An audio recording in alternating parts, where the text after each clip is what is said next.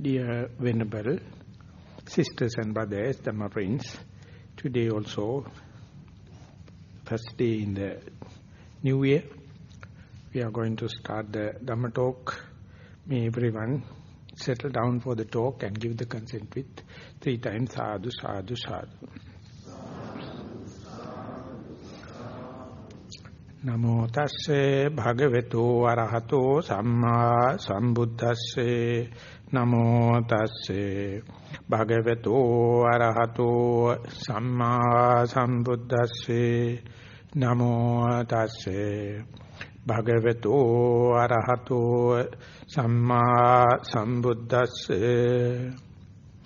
Chattaro me bhikkhave ahara Bhutanang va sattanang va titya sambhaveti nang va nugahaya katame chattaro kabalinkaro aharo olarikang va sukumo va bhasso dutiyo mano sancetana tatyo viññānaṃ chatuttam titi. Dear Venerable Sisters and Brothers, Dhamma friends, now we are proceeding along this particular discourse delivered by the Buddha, known as Maha Thanhasankaya Sutta. And the main idea behind this discourse is to reduce or cut off the craving and the desire. And it was happened during the contemporary time of the Buddha, due to this pernicious view professed by a particular bhikkhu known as Sati, and he used to say the consciousness is permanent, and that very permanent consciousness is changing from one existence to the other existence. So that is the way the Buddha is explaining. So he used to not only believe but profess. Ultimately it came to the Buddha as a complaint, and that being the root cause or the source for the discussion, the Buddha first and foremost he says that particular viññāna is the conditionality of the consciousness is the main thing the Buddha is going to prove. He says consciousness is reckoned by the particular condition dependent upon which it arises. And this condition is ever changing. It is very, very momentary. It's so quick it happens. So if you are not really studying, if your mindfulness is not sharp enough, it appears like a process. It will appear like a flux. And therefore, before making a statement like that very same consciousness is changing from one to the other, one has to give a real attention, mindfulness, diligence as to whether it's a continuity or kind of a flux. Momentarily it is happening. So that is the main thing the Buddha, the main tool the Buddha used to break that pernicious view or wrong view. The Buddha says that consciousness is reckoned by the particular condition dependent upon it arise. It has been named like that. And example given, whenever the visual object or form abode with your eye, the particular consciousness arising under such circumstances is known as eye consciousness. So it is never arise, eye consciousness never happen with the sounds, smell, taste, touch and the other mind objects. Only the visual object, shape and the color. And even the shape and the color come and strike on the eardrum, nose, tongue, body or mind, or it never gives rise to the condition for the eye consciousness to arise. So particularly the form and the eye has to come avenued with, face to face with. Under such specific conditions only, I consciousness arises. That particular consciousness is recognized or reckoned by the particular condition. Depending upon that, what arises. So if you have no any bookkeeping, if you are changing from seeing to hear, hearing to smelling, smelling to taste, taste to the touching, touching to the Dhamma and kind of thing, amidst of this ignorance, it appears like a continuity of the consciousness. And therefore, if you are not really vigilant and diligent, you may make it. But that very wrong view or misconception is developing kind of an attachment to this consciousness itself, because you consider it as a permanent, auspicious, pleasurable, and it is mine. And then onward, whenever consciousness is subject to change, you are the very person who is possessing this pernicious view going to suffer. And that is how the suffering is happening.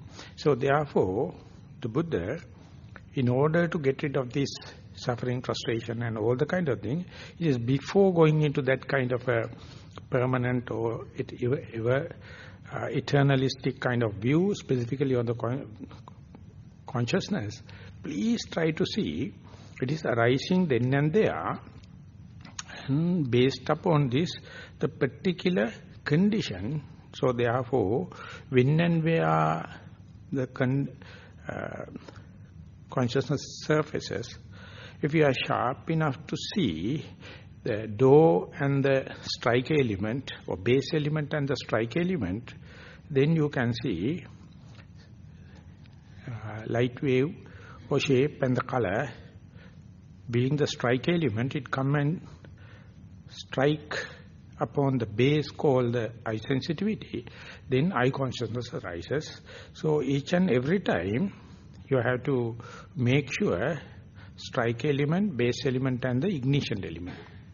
If it is so, you can understand how quickly the external element, strike elements changing, how quickly the base element is changing, how quickly the consciousness itself is changing. So for that, we are very negligent. We only see already arisen consciousness, so therefore we are too late. So that not only this just mere understanding consciousness is arising dependent and named after the condition upon which it arises, you have to prove it, you have to be prepared as and when the consciousness is arising. And if it is not, if you are not vigilant enough, if you are not diligent enough, whenever you are to see the already arisen condition, consciousness, that is how the doubtful or vague views are arising, as well as misconception arises. So therefore, first you have to understand consciousness is then and there arising according to its own reason, condition, and then you have to be really prepared, vigilant, diligent, mindful as to see as and when the consciousness is arising. Then you may not hold into this pernicious view or wrong view, and not only that, you may develop any attraction to say this consciousness is me, mine, myself. So this is how you get the detachment or emancipation from the consciousness. And so far in the discussions or talks, we not only pay attention onto the consciousness, we try to see how the materiality arising, corporeality, how the feeling as an agglomeration, or how the perception as agglomeration, sanyaskanda, or our volitional activities doing, and the consciousness is the last and the most subtlest. And in other examples, in other discourses specifically, the Buddha has mentioned the corporeality, the feeling, perception, volition and the consciousness work in such a way just like a mafia organization. And most active people in the organizations are just hired people. They don't know the mechanism, they don't know the administration. They are hired, something like drug trafficking and all the kind of thing, for that particular task. They don't know from where that money comes, from where that order or task is coming, how is paying. So even if you catch hold the particular person who is doing the bad thing, he do not know who is behind. So if you are going to kill them, if you are going to arrest them, still the organization will never suffer. So if you are in a criminal investigation department, you have to catch all them and get the information to say they don't know information. That is the first one, foremost, the thing you have to understand. They do not have. That indicates it's a mafia. That indicates it's something very subtle.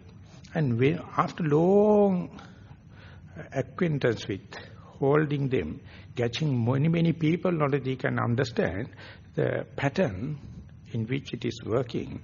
And then they may understand a supervisor or a group leader who is leading. And even if they catch the higher ranker, they also know only a very little bit of information, and they are getting orders and benefits from the senior rankers, and they are hidden. So the police or criminal investigation department has to go further and further, and you can see hierarchy. The lower rankers never see the higher rankers, but they are utterly obedient to the higher rankers. And when you go there, higher rankers by themselves never commit any mistakes. They are only just giving opinions. They are just giving the benefits. And therefore, more and more you go to the inner, they find they are full citizens. Their higher rankers may be in the government also. But they are the person give the opinion. So you have to circle all the lower rankers, and ultimately you may catch hold the fellow who is the main culprit. And no one can prove he has done ever any transgression in the civil law. He is just giving the opinion, and he is the main culprit. But if you can reveal the whole organization, the law, jurisdictions, they know biggest punishments go to the main culprit. But by itself, that culprit has never committed anything other than only giving the pernicious view or bad the opinion. So this is how it happens. So whenever you are learning, whenever you are understanding the mechanism, you have to understand almost all the mistakes are done or transgressed or tread past by the materiality. Materiality is the most exposed thing, that's the tip of the iceberg. And the other part of the iceberg, maybe 9 out of 10 underwater, and it is pushing upward, so only you can recognize the whole iceberg only by the tip. Just like our body is the expression, external expression. So best thing is, according after the opinion of the Buddha, first see how the body is working, how the materiality is working.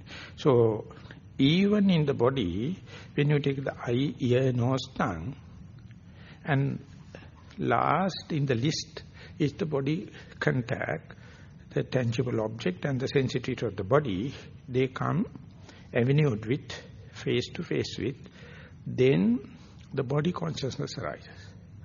Whenever the body consciousness arises, and it will never recognize as eye consciousness, ear consciousness, nose, tongue, but body consciousness, this is the starting point as far as the meditation is concerned.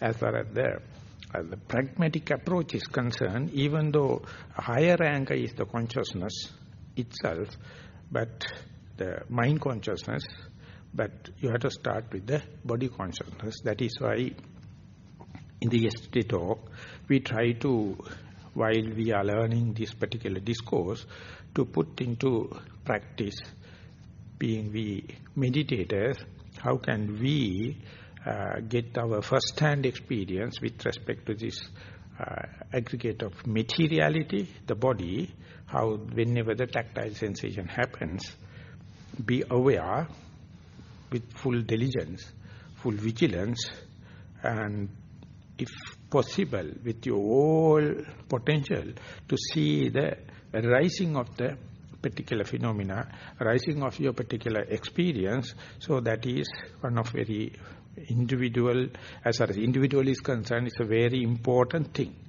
So therefore, whenever you wish to see what does it mean by the body, what does it mean by the corporeality or matter, you have to understand it manifests, or our body manifests in two ways. One thing with your intention, one thing with your volitional activities, or we can say conscious action we call, or volitional activities. And there's another part by the life process or through the metabolism. There are some activities are taking place, and they are then their consciousness not immaterial, they are involuntary muscles. So in order to make the complicated this complicated model into the workable simplicity, the Buddha asking you to do away with conscious activities in the body, so that you can reduce or you can focus or concentrate your mindfulness and the vigilance and the diligence to the what is passive, what is happening, rather than what you do. That's why you are being asked to sit comfortably and let the body be in symmetrical, relaxed position, and don't do voluntarily or consciously anything, and instead focus the full attention to what is happening. That is called just being. That's the most difficult thing in our life. We are full of skills. We are very skillful in performing this and that our professions. But whenever someone is asking just being, that's a hell of a task. So if you wish to challenge someone, don't ask anyone's skill. Just see how many minutes you can sit and wait. That will indicate how much you are developed, how you are matured, and that is the way you have to ask yourself.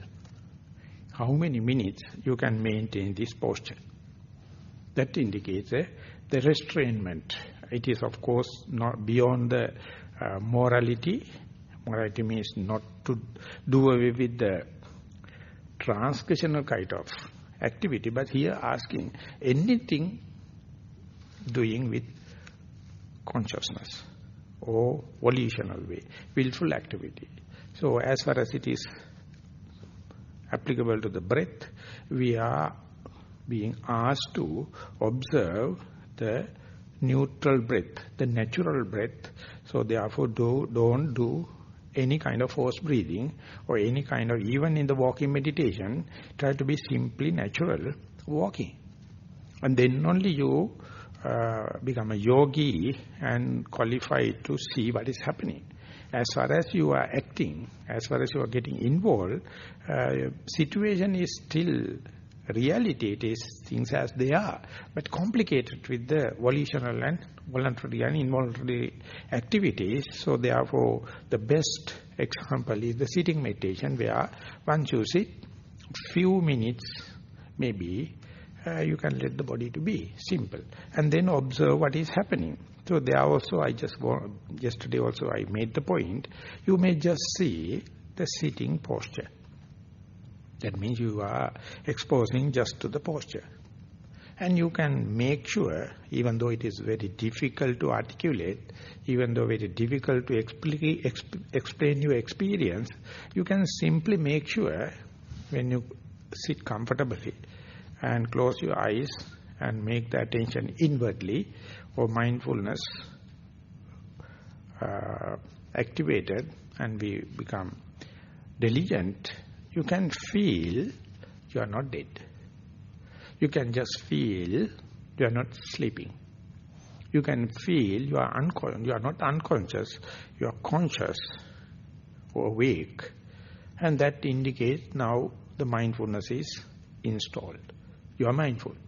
Here, now, I am sitting, I am not dead, I am not sleeping, I am not unconscious. So when you come there, that is something verifiable object or experience. It's a very good starting point. But the thing is, that very experience is very monotonous. It's very boring. So no one appreciates this as spiritual. No one appreciates this as something religious. It appears like boring, and it is so much so, even if you are going to live 120 years in this life, on this earth, not a single thought moment, you come to here now I am, you will appreciate here now I am. Because it is so much boring, it is not your default, it is not your normal thing. So Buddha has to come and preach Dhamma and say your mind has alternative state whereby you can sit comfortably, whatever may be the posture, you can be aware, here, now, I am sitting. And that very experience is 100% pure. No any defilement. And you are totally living, not partial living. When you are seeing, you are not listening, you are not smelling, you are not touching, you are not tasting, thinking, you are only 1/6 of your totality. But when you are living, sitting and knowing, I am sitting, you are not seeing, not listening, tasting, touch is there, but that is also kind of a touch, very centralized, and it is not a thought. So this is a very, very spiritual and very good starting point, but throughout spiritual life, starting from here, it's very boring. It's very monotonous, and therefore natural to develop, entertain doubts. It is natural to entertain fear. It is natural to entertain uncertainty about this very experience. That is your mistake. That is how you are suffering. Your mind is always eccentric. So in order to give a tool, in order to make this situation somewhat practical, the Buddha, after sitting, even though you can understand here now I am sitting, the mind will be more happy to see wave actions. Something like when a baby is in his or her cradle, when your toys are there, when it is rotating and making sounds, they feel homely when they are just looking at the canopy. So likewise, all the toys are to make some waves. Because our mind is very happy with waves rather than a flat experience, just like when you go to the seashore, instead of looking at the horizon, even though it is the most profound thing, you are very happy to see waves at the most thin layer of the water. So therefore, when you go to the seashore, you have to understand you are endowed with true observations, experience, the horizon as well as the waves. But when we go to the seashore, we see only the waves. Hardly we are observing the horizon. Likewise, you can be aware of your sitting or one of the metabolic action like rising and falling or in-breath and out-breath. So both are the same. Both are indicates that you are mindful. Both are, you are here, now I am. But senior yogis or Buddha, he knows you will not accept the being or just being as spiritual, as pure, as lack of defilements. So therefore, because it is a monotonous nature, so instead the Buddha says, if it is so, just see rising and falling, or in-breath and out-breath. But understand both are the two sides of the same coin. So suppose we are starting with the in-breath and out-breath, you can understand if the consciousness is under your control. If the consciousness is continuous, you can switch on to the in-breath and out-breath and ask consciousness to continue. But it is not so. It is jumping from eye consciousness, ear consciousness, all the kind of things, even though your complete invitation is to be with the in-breath and out-breath. Even if you are mindful, that mindfulness is very, very temporary or very, very bare, jumping from one to the other. So therefore, how much effort you have to put forth in order to keep the breath, which is verifiable under your very nose, representative and intrinsic thing to indicate you are living. You are not dead. You are mindful. And when you are keeping, the immature mind only see the tip of the iceberg, or the crux or the crest of the in-breath and the crest of the out-breath. So even then it is an achievement. What you have to do is keep as much as possible as a beginner, in-breath and out-breath, how many cycles you have to keep face-to-face with. And when you are going there, you develop kind of a familiarity, kind of a friendship with the breath, so much so you are doing away with the rest of the world. That's a kind of a generosity. When and where you are face to face with the breath, then only then Buddha says, would you mind to see the starting point of the breath or arising part of the breath? That means you are through the tip of the iceberg, you are coming to the point where it is touching water and you are ready to go to the subsurface, submarine, or you are ready to see subconscious now. Whatever the gross is happening in the normal consciousness, so whenever it is face to face and under your control, you are being asked to see the beginning and as subtle as possible. So that means your mindfulness becomes sharp, your diligence becomes sharp, and repetitively you are applying it. Each time you are applying, you try to see the subtle start. More and more you go to the subtle start, situation become more and more mystics and beyond your control but there's no other way. This is only trial and error method. The day you go to the complete, or I would say the right from the beginning, is almost like your posture. You are coming back again to the posture.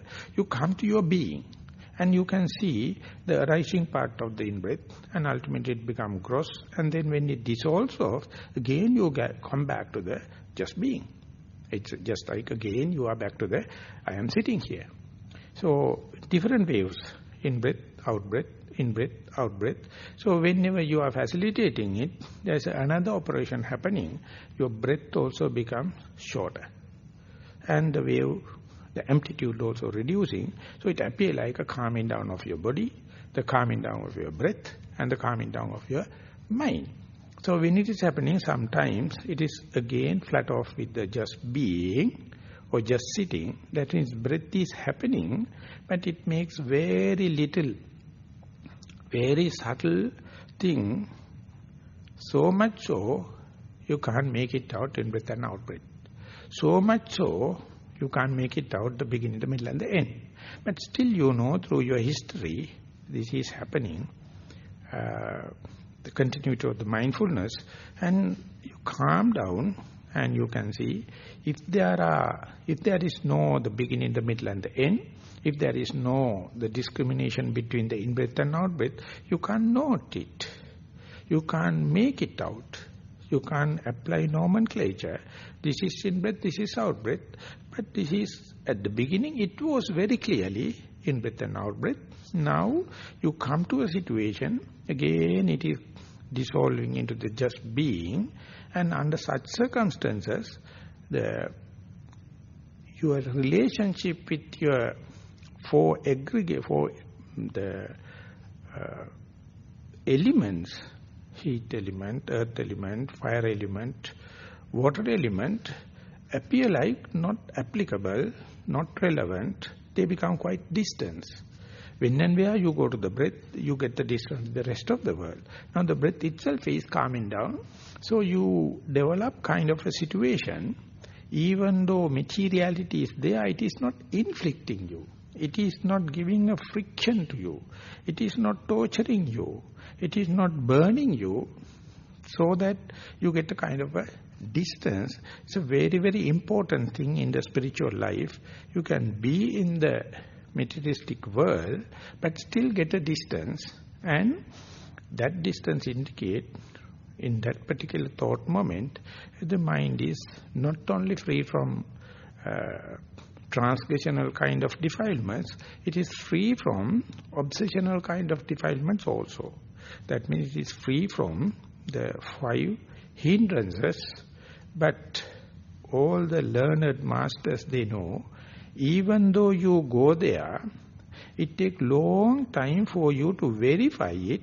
It takes long time for you to understand, now my mind is free from the obsessional kind of defilements. That is the point where your theoretical understanding is helping, supporting. Otherwise you have to practice long time to understand. Now there are no much of in-breath and out-breath, no much of noting, but you are very sure your mind is here and now, and you experience the space, you experience the calmness of the mind, and that is what we call, in theoretically, no hindrances. And when you go there, you understand, now you are little further away from materiality, and even the materiality that you made use as an object of your meditation, it gave the rising and falling or in-breath and out-breath. Now you have come to the point, materiality is not inflicting you, but still the mindfulness is intact. But concentration is intact. You can see another equilibrium there. And suppose now you get up. Now from that serene situation, you get up. And when you are go to the walking meditation, and again you know the conscious action is also there. Volitionally you walk left leg and right leg. And meanwhile you can understand whenever the left leg is touching the ground and the right leg is touching the ground, and still you can make use or you can implement mindfulness even though conscious actions are there, and you learn kind of a little diversified kind of mindfulness. You are doing something as well as you are noting, and you make sure this is left leg, not the right leg. This is right leg, this is not the left leg. When it is happening, very difficult for unexperienced yogis to understand. You can get a distance from that walking meditation also, when and where walking going to happen effortlessly. So that is the starting point. You are going to be a totality in your living. At the beginning you are trying to understand in left leg versus right leg, noting the beginning, the middle and the end. Maybe 30-35 minutes of walking. If you are walking in the same place or you are familiar with the surrounding, easily you can understand the body is walking, or we can say effortlessly. You can see the totality of your walking, not part by part. And that is also kind of, there's also kind of a similarity both with the sitting meditation and the walking meditation. You can let the body knowledge to walk and let your full mindfulness to observe it. And you can see your attention is with the body consciousness. It is happening. Effortlessly it is happening. And when it is jumping to see, it's no more body consciousness. It's called eye consciousness. And you may complain, definitely, telling that your mindfulness broken. But necessarily not so. You can see consciousness change from the body consciousness to the eye consciousness, tactile sensation to the visual objects. Still, if you are sharp enough, or rather if you can go prepared, still you can keep bookkeeping. Consciousness changes, but the mindfulness is intact. For that, to master that, you must really go prepared without much of complaining. Instead, you have to understand, this is the way you are diversifying the mindfulness. Even the base element changes, even the striker element changes. If the mindfulness is intact, you can see consciousness take this base to that base, and they are crystal clear, very crispy. There's no merging as Sati Bhikkhu is thinking.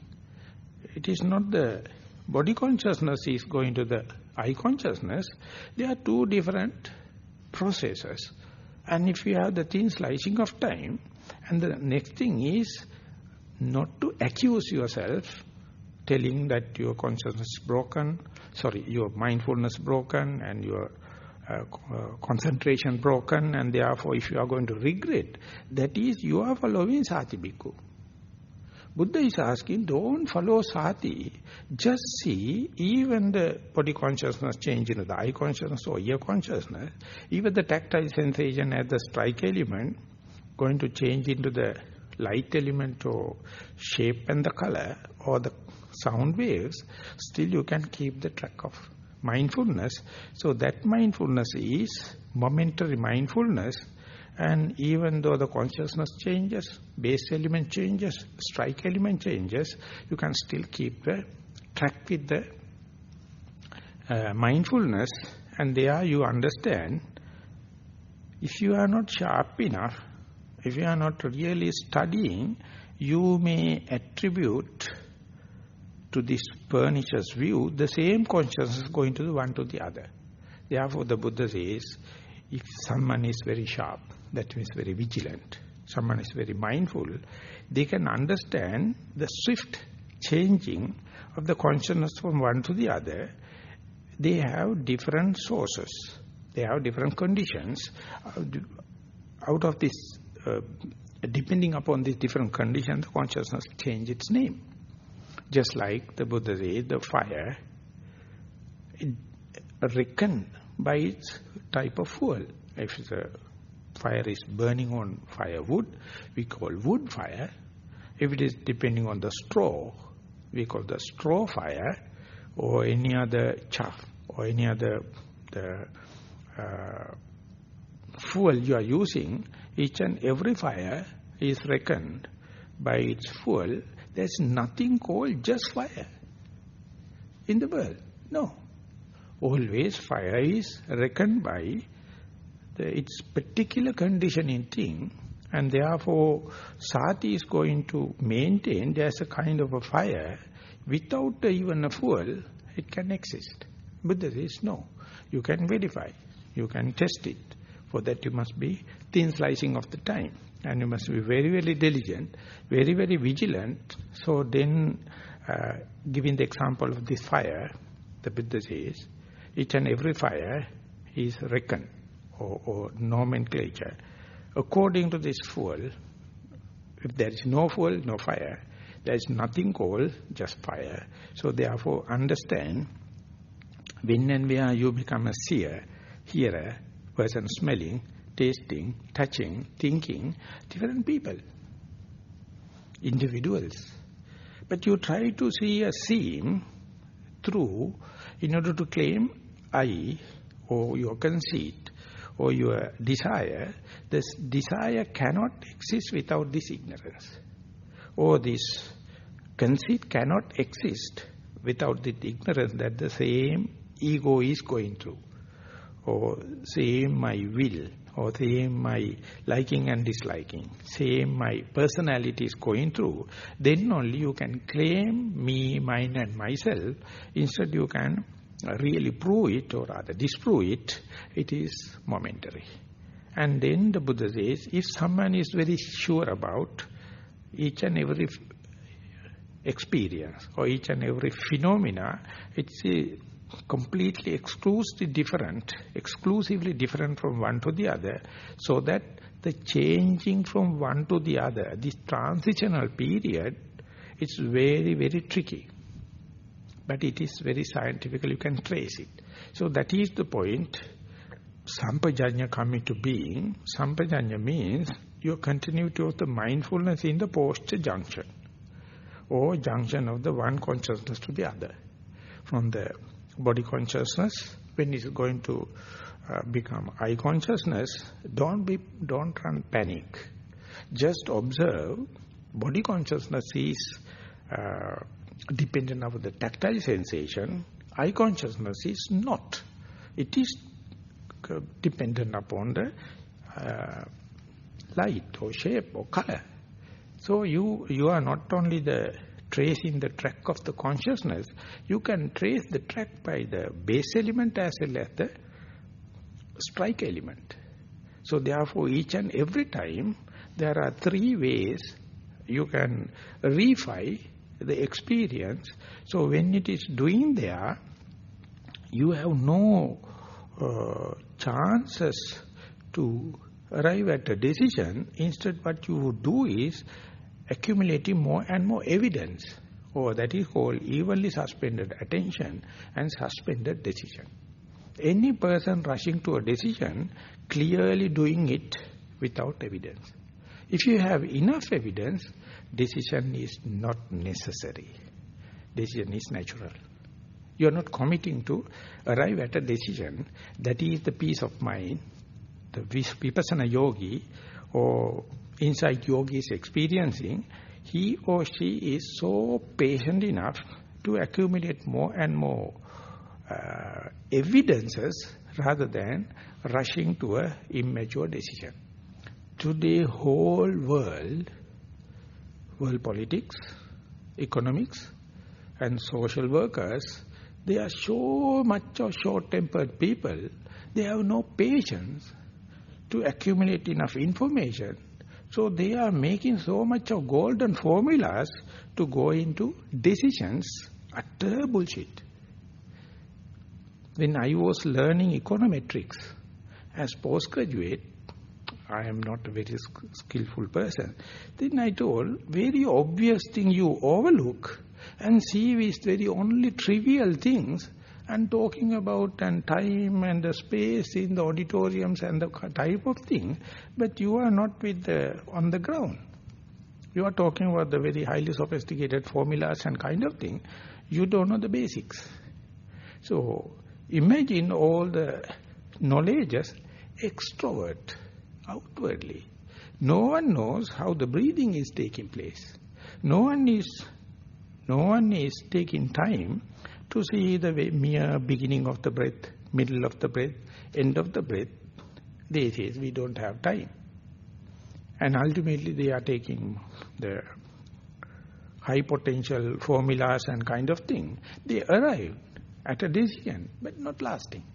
So the Buddha says, have more and more evidence, and whenever you are arriving at a decision with less evidence, it is subject to challenges, and a lot of doubts are involved, embedded, and uncertainty happen. So therefore, when and where someone is failed to observe something, definitely they are taking their own views, doubts, uncertain things, incorporate into the decision. So very difficult it is to share with others, and they are not lasting, not durable. So therefore the Buddha says, try to observe, try to see.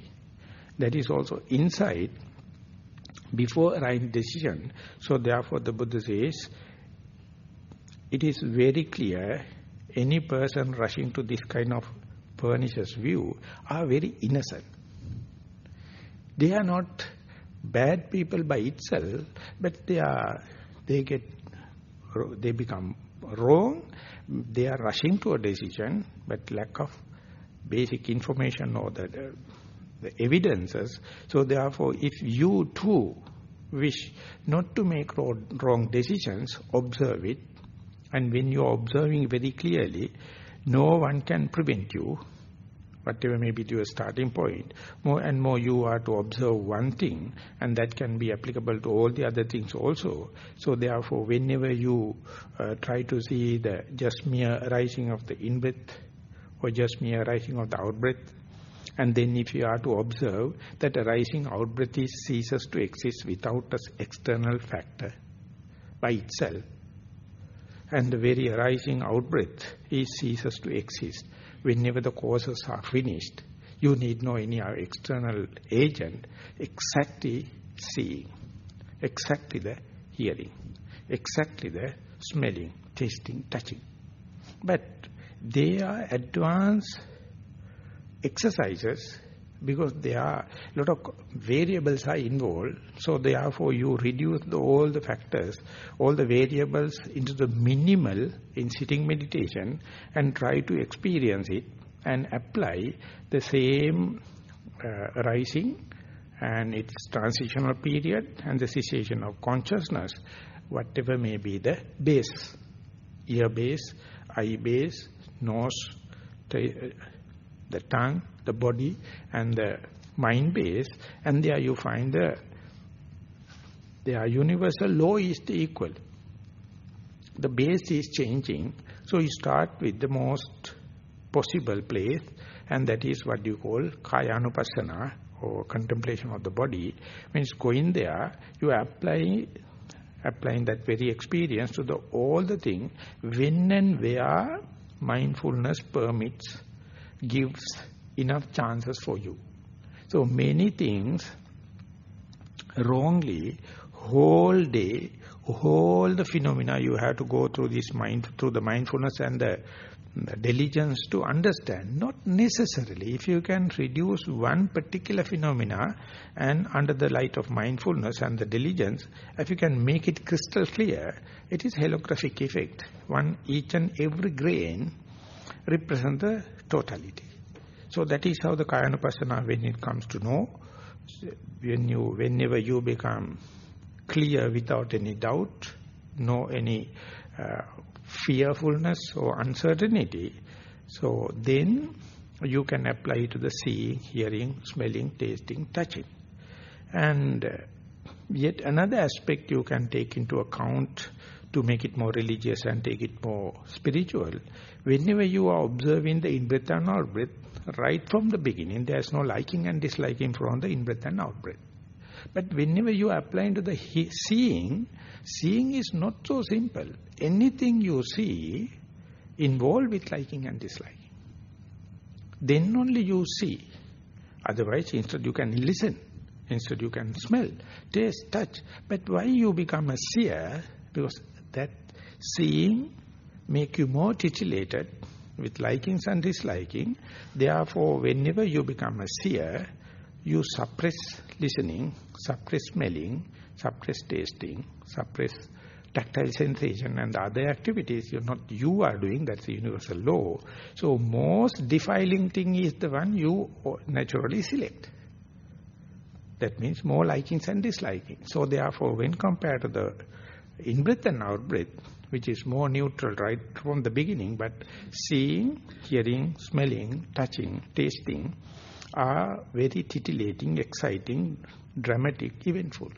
That means they are more pulling you to the either likings or disliking. So therefore, whenever you see, if you do not go prepared with these likings and disliking and the underlying tendency or directed disposition to have likings and disliking, you will be carried away, taken for a ride, whatever you see.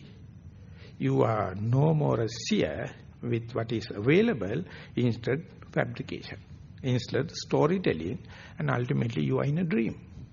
So therefore, it is important to start with the in-breath and out-breath because it's a neutral object. These are the very practical points the Buddha give in the package when you are taking Anapanasati.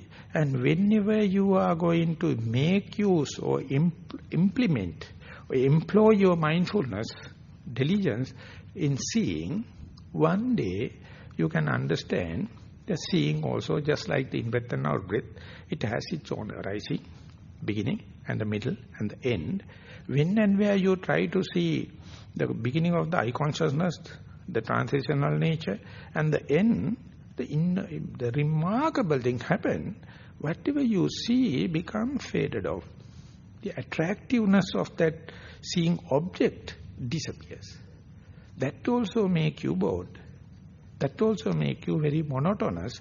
So therefore, whenever you start meditating and whenever you start establishing on the mindfulness in sitting, in walking and the day-to-day activities, when you go back home, you are grumbling and fighting with your family members, and you wish to see, and your observation is less and less entertaining, and they become not much dramatic, because you are not much worried about the likings and disliking, but you try to establish mindfulness when and where you are going to see. More and more you become successful in mindfulness, more and more you become disqualified as a householder.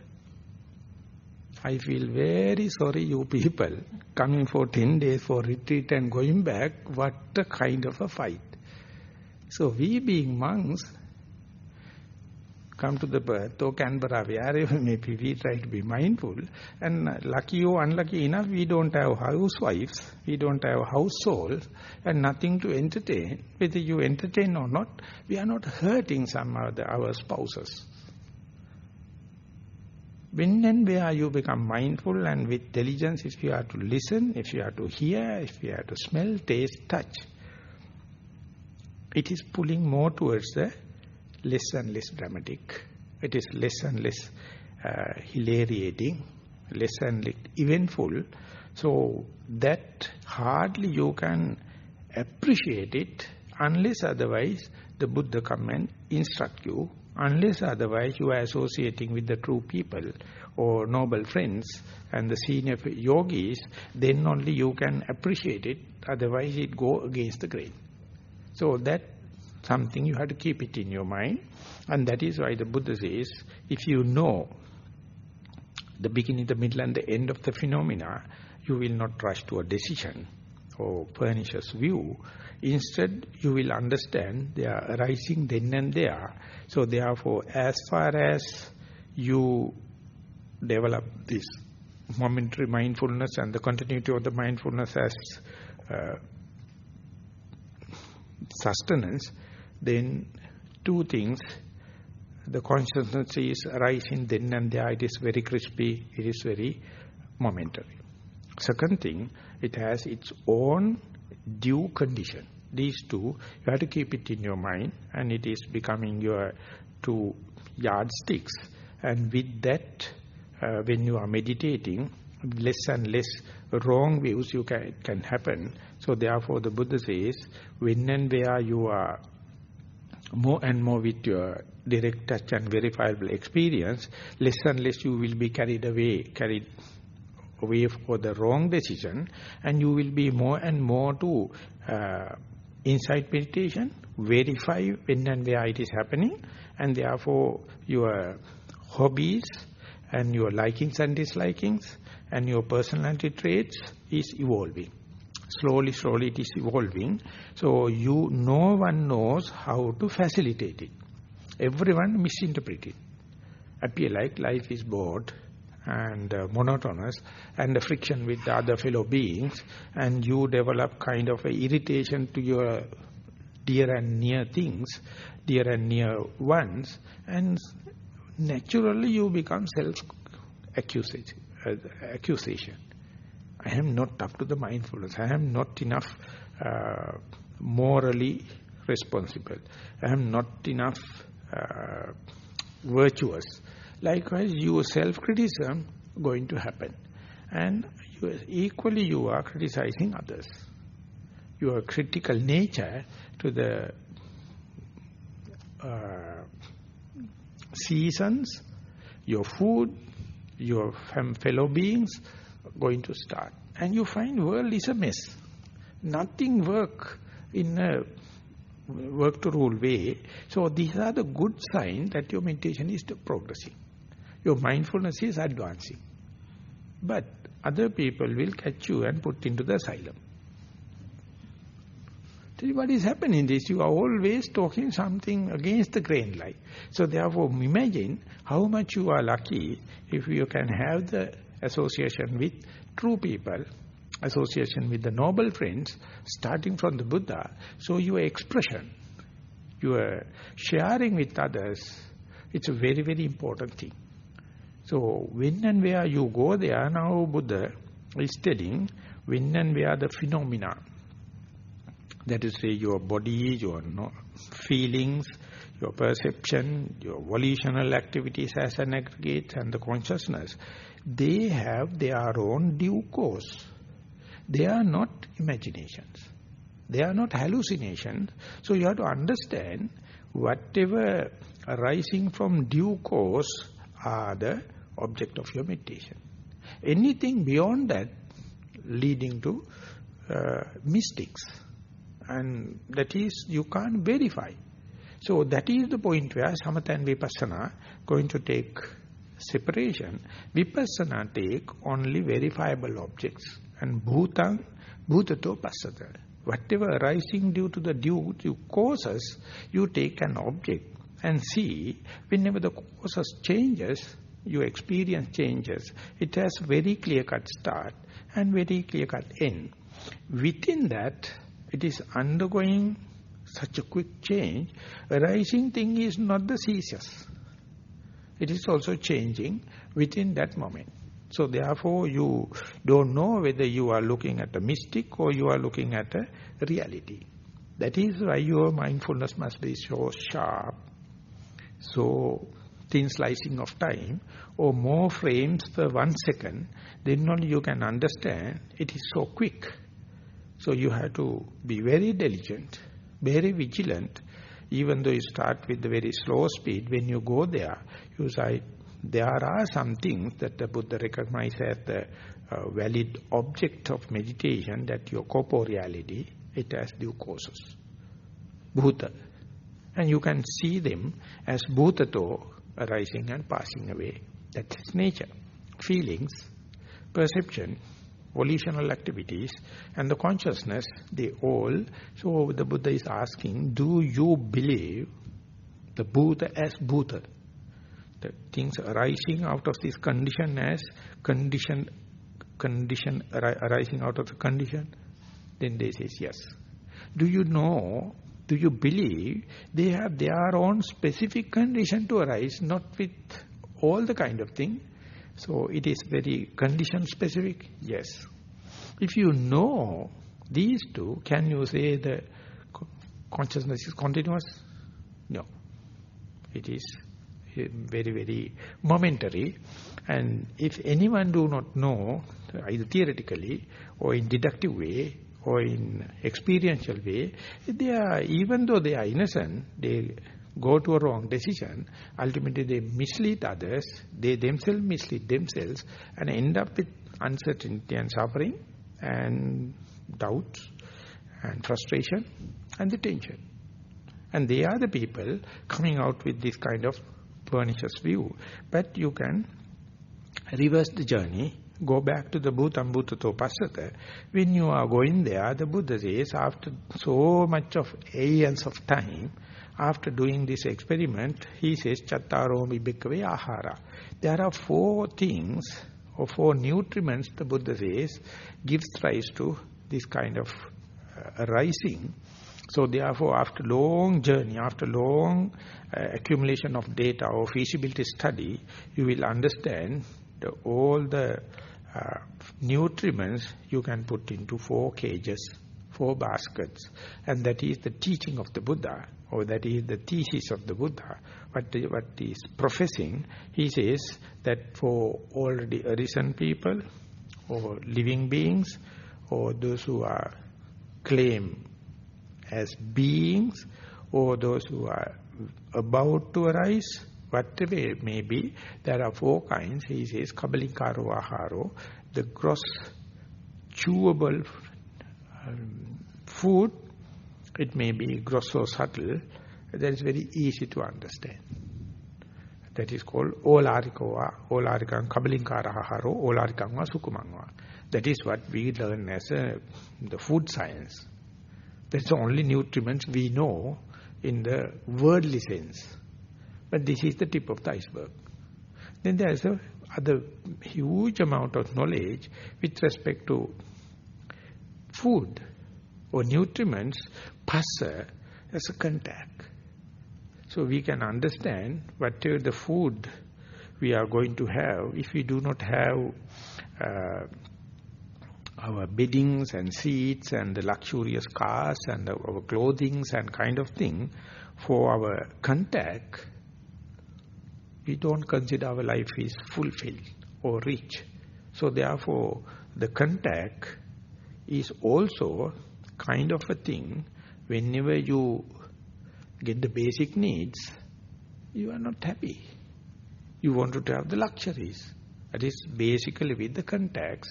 So you wish to see good things, wish to hear good things, smell. Taste is, of course, we can say with the food. And body contact, tactile sensation. So present day industry of the cars, car industry you can say, each and every model they put in each year and they are advertising, we give a good contact. And you are ready to pay any amount. And you can you're ready to throw away your old model and go for the next model. And Australian and all the developed countries go for better contacts, and we in Sri Lanka are ready to buy your garage. And we have second hand, all the thrown away pieces go to Sri Lanka.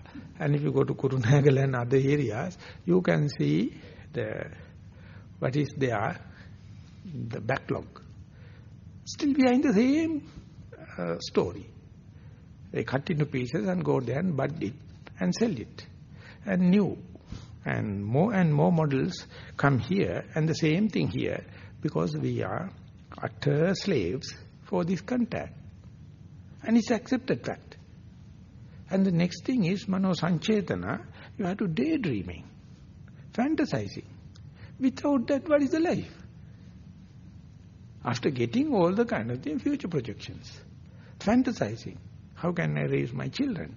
How can I develop my religion? How can I develop my country? How can I make this and that, all the kind of thing. So we are living on our own bubble. And Mano Sanchetana is our dream world. And it's a part and parcel of this magic, part and parcel of this furniture's view. And Sanchetana is expectation and creations, productivity. And we say, if you are not producing anything like that, that you all wastage of your what is you consume. So therefore, each and every time we are in creativity, and that also part and parcel of our nutriment for this ego trip, egotistic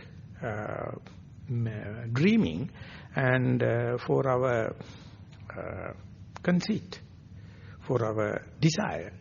And the consciousness, me and not me difference. All the time we have to split and rule. Consciousness is always telling at the beginning, at the outset we can say we are human, we must have human development. But later you may say, no, I can't take everything. I will take my country. I will take my religion. I will take my township. I will take my society. I will take my family. I will take my own relatives. And reduce, ultimately you come to myself. So this is the starting peg.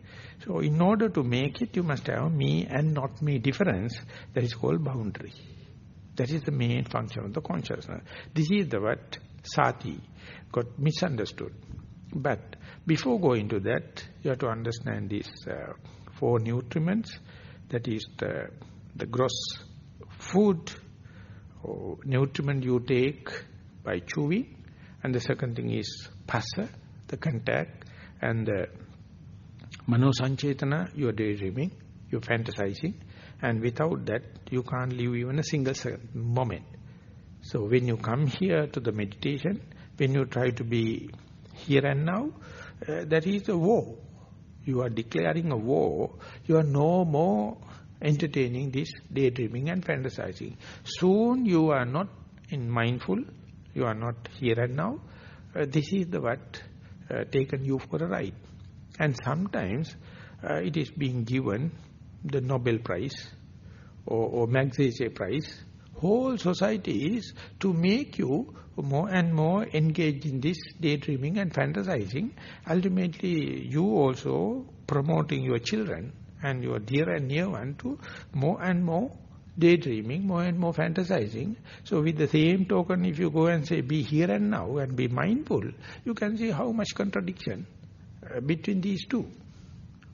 And still, these two, whether you are creating, daydreaming and fantasizing, or you be here and now, how much daydreaming you do, still you can be mindful. That's a birthright of human beings, but not with other beings. Others have their own instinct. They cannot be mindful. Human are the type, you can, they are the people creating and they claim this earth as a human world. But if the cockroaches can talk, they will say it is a cockroach world. If the tortoise can speak, they will say it's a tortoise world. But we are making constitution, we are making boundaries, and we think we have to control all the animals. That is the way we become the madness, but it's a very good quality madness, which is a very good one. But all the other beings, they are not creative, no tension, no frustration. They have problem with the basic needs. But the human beings, they are ever misusing all the abilities, and then ultimately end up with more and more abilities, and when it is full of doubts and the uncertainty, more and more frustration, more and more tension. So therefore, when and where you can reduce to in-breath as in-breath and out-breath as out-breath, or left leg, when you are walking, left leg as left leg and right leg as right leg, or when you are eating, doing any kind of thing, if you can reduce to that particular thought moment to this bhutam bhutato passata, whatever arising out of condition, if you are face to face, it is not depending on your posture. It is not depending on whether you are living in the monastery or not. But still, you have to gain the momentum at the beginning in a situation where all the variables are fixed, only little thing changing, you focus it, and once gain the mindfulness, slowly you have to diversify, and when and where it is going there, unless otherwise mindfulness is momentary, you have no way out. Unless otherwise this consciousness is momentary, there is no way out. That is why the Buddha is going to prove even this consciousness is so momentary, and therefore whatever the past mistakes you have done, you can sympathize it, and you can start the next moment as a fresh one and try to establish with the possible places, with the potential you have, and keep on practicing only, you can really understand the pernicious view of the sati. So therefore, even though we take this particular sutta as the topic for the discourse, we, each and every moment we are establishing mindfulness, we are becoming qualified to understand this in slowly. So therefore, if you wish to understand the consciousness, you have to understand you can't start with that. To start with materiality. Then you have to go to the feelings, and then the perception, and then only you can go into this consciousness. So therefore, can complain telling this is irrelevant to the retreat or very deep. But the Buddha is telling the gradual way, starting from what is possible, and while you keep on going, you must have the faith, the single step is going to make the whole journey. So therefore, be mindful when and where possible with what is bhuta, rising by its course, and when it is going there, it bhuta, as in-breath and out-breath like individual objects, going to merge into the common characteristic. When it is merged with the common characteristic, from there you can take a turn to the feelings, perception and consciousness. So daily you have to start like a beginner from the tangible gross object and then go back. When you go there, you will understand right from the beginning you have this common character, but your mind is not attracting it. But if you are sharp enough, if you are senior enough, if you are familiar enough, for example, soon you sit without going to any in-breath and out-breath, you can directly feel just being, or your emptiness, so to say, or your contentment, so to say, soon after you sit. And under such circumstances, don't try to go force breathing and confessing, I can't feel the in-breath and out-breath. I can't feel the beginning, the middle and the end. If it is so, you are making unwanted repercussions or mental proliferation. So when you sit, or maybe in sitting walking meditation, right from the beginning, if you feel the walking is happening effortlessly, don't try to make it artificial. Just try to be with it and let the body to walk and see how much your mind is calm and quiet. That means when you go to the seashore, you can be happy with the waves, but still the horizon is there. So if you can be with the horizon, don't worry whether you start with the wave and gradually go into that. That is being prescribed for the disturbed mind. So therefore, if you ever experience kind of a calmness, just give equal chance for your primary object as well as this calmness. And if you can directly go into that, try to familiarize it more and more. Even then, you must not have special liking for that, because that is not the Nibbana. This is just an alternative to this individual characteristic. One day, when you keep on practicing, you will see whether it is you are in the calm and quiet state or the mind is agitated. You may see they are both of two sides of the same coin. The Buddha mentioned when you go to the sea, the uppermost layer is being agitated by the frills and waves of the wind. So therefore always upper layer is shaky. And the lowermost is due to the big fish and kind of thing movements. The bottom layer also agitated, but the center area never changed. So if you are talking about the upper layer, yes, agitations are there. If you are talking the lowermost, yes, agitations are there. But if your attention is to the middle, unshaken. So each and every distracted moment, you have this peace. But you must know how to go into that. Our mind is always searching frustration. Our mind is searching always irritations. Our mind is always behind self-accusation.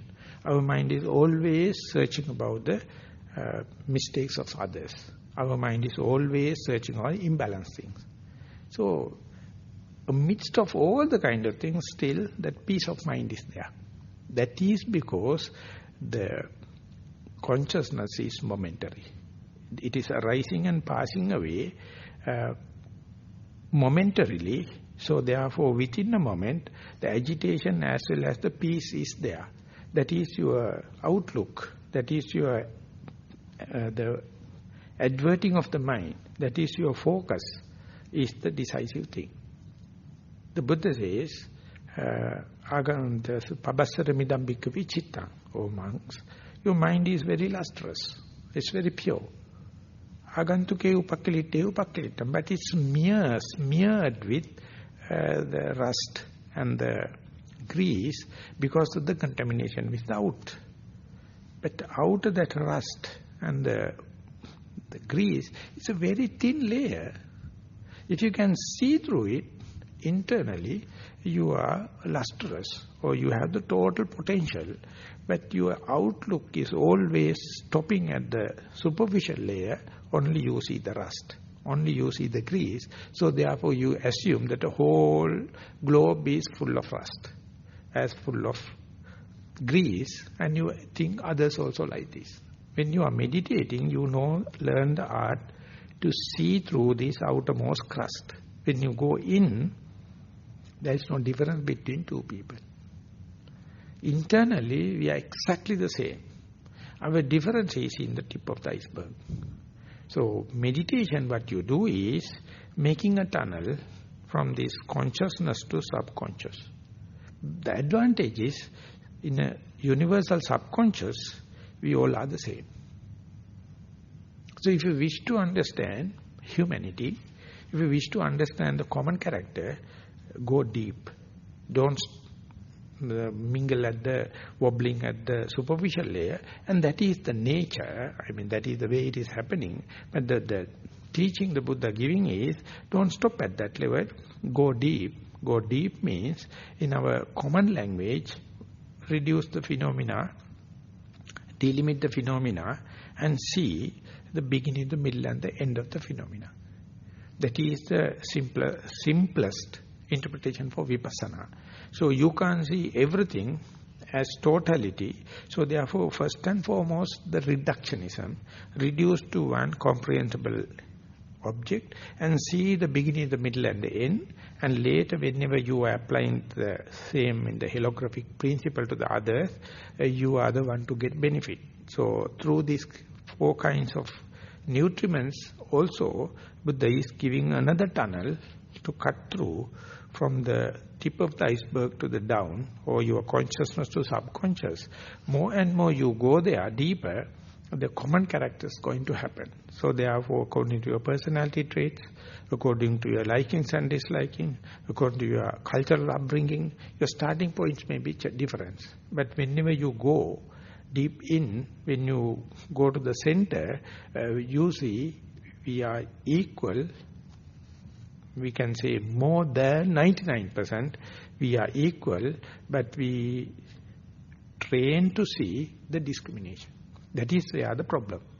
So in now present day, we have gone to the RNA, DNA tests, and if you see two people, 99%, 9%, we are the same.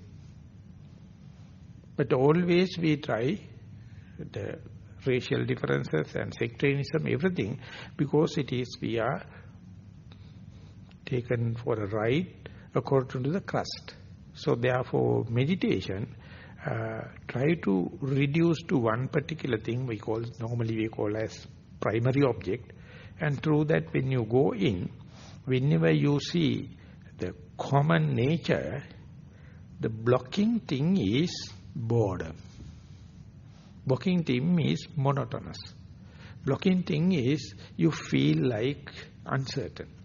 You feel like fearful because you wanted to maintain your identity. You wanted to maintain your one-upmanship. You wanted to have the lion's share, so therefore trip is not so difficult, so to say. But as far as you try to hold this achievement as me, mine and myself, the inward journey is always blocked. So the simple word we have to employ is be innocent. Practice, be innocent, then you will not put one-upmanship, you will not put the conceit, you will not put the desire as such, and then it is painfully slow, definitely, yes, but you are on the progress. So therefore take this talk also to make an encouragement for your endeavorance and to not to disturb your slow progress with this conceit and egotistic ideas and the desire, and make sure whatever may be you are doing, you are on the way back home. You are more and more towards the lack of frustration, lack of tension. So we'll make a common effort and common wish with this practice. We are going to the same ground where you find no frustration and no tension. May this talk also will helpful for you to get the correct perspective. Thank you very much for listening.